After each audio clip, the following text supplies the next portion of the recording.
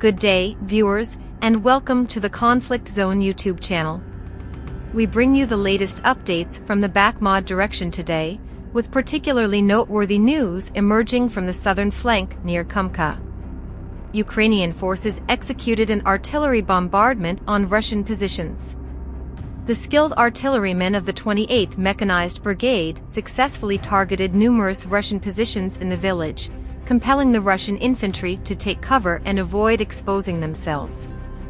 Additionally, counter-battery fire was observed, striking positions of a Russian mortar crew.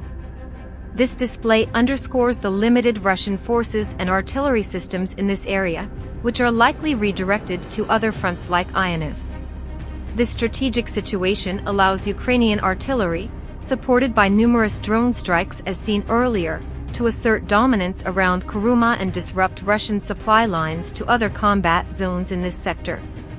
Heading a bit north, near Kiva, a geolocated video provides insight into minimal gains made by Russians to the south of the railway embankment. This once again emphasizes that the Russian emphasis on capturing Ianiv is hampering their advancements around Kiva.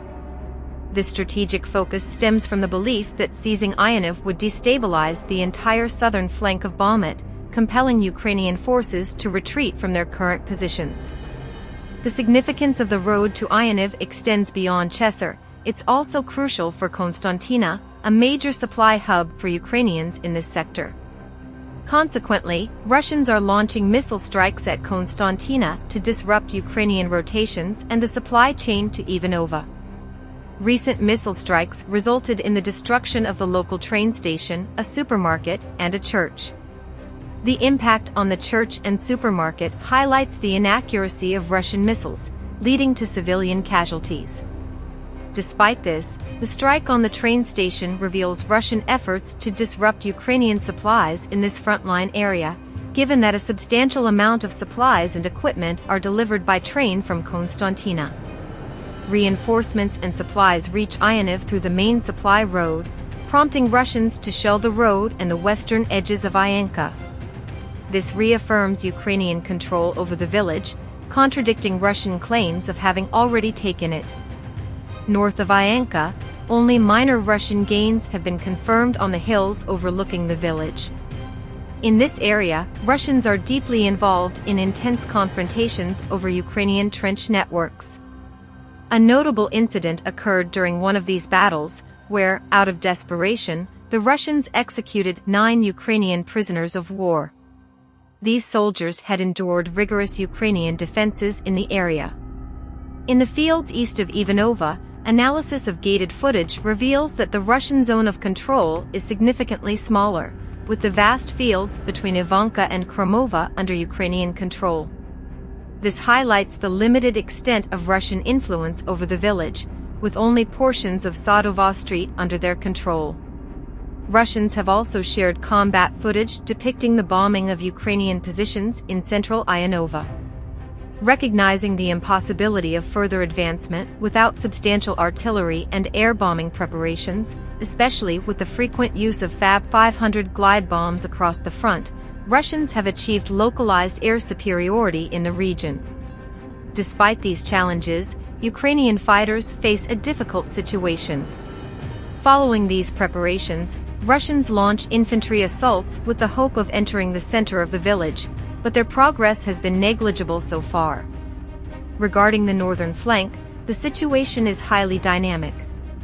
While the Russians refrain from launching direct assaults, there is an intense bombing campaign in Chesser. Numerous glide bombs are being deployed at the Canal District in the eastern part of the town. This district, characterized by many high-rise buildings and an industrial zone, offers positions from which Ukrainians can effectively repel Russian attacks, similar to their tactics in Vadar. To create favorable conditions for an attack on the town, the only feasible option for the Russians is to bombard and demolish high-rise buildings, preventing Ukrainians from striking from higher elevations. It is evident that the primary objective of Russian forces in this direction is to occupy Chivar and prepare for a subsequent assault on Ganka. To achieve this goal, Ukrainians will leverage several advantages in CH. Examining the topographic map reveals that the town is situated on elevated terrain, with each district stretched across separate hills.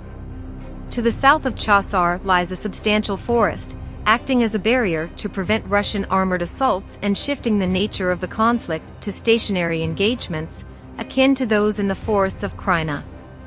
In the central and eastern sectors of the town, Ukrainians have strategically utilized several industrial zones for equipment storage. This prompted Russian attempts to bombard these zones with glide bombs.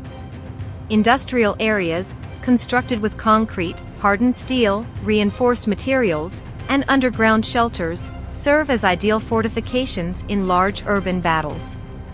Additionally, the Sursy-Donetsk Canal divides Chesfjord in half, adding a significant layer of complexity to the battle for the town. If Russians were to launch an attack on the eastern canal district, they would be compelled to cross the canal, making them vulnerable to enemy fire. In the broader context, Ukrainians are maintaining a robust defense throughout the entire Bakmod Direction, preventing significant advances by Russian forces. Meanwhile, Russian efforts are fervently focused on securing new gains, especially with the impending presidential elections just 2 weeks away.